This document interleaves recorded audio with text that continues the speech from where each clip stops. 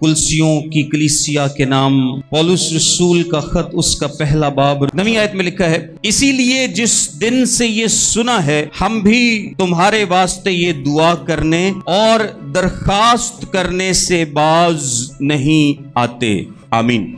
अभी हम यहां तक देखते हैं। पौलुस रसूल कहता है कि जिस दिन से मुझे तुम्हारे बारे में पता चला है, तुम्हारी मोहब्बत के बारे में, तुम्हारे ईमान के बारे में, तुम्हारी उम्मीद के बारे में पता चला है, हम उसी दिन से तुम्हारे लिए क्या कर रहे हैं? दुआ कर रहे हैं। और एक ईमानदार दूसरे ईमानदार के लिए अगर वो उससे मोहब्बत रखता हो तो वो क्या करता है? दुआ करता है। एक ईमानदार हमेशा दूसरे ईमानदार के लिए दुआ करता है। और दुआ एक ऐसी चीज है जिसके लिए आपको कोई मेहनत नहीं करनी पड़ती। ऑल्दो कि आपको मदद भी करनी चाहिए, आपको ख्याल भी रखना चाहिए, आपको पैसे भी देने चाहिए, आपको सब कुछ करना चाहिए अगर आप कर सकें। लेकिन अगर आप कुछ भी ना कर सकें तो आप दुआ जरूर कर सकते हैं।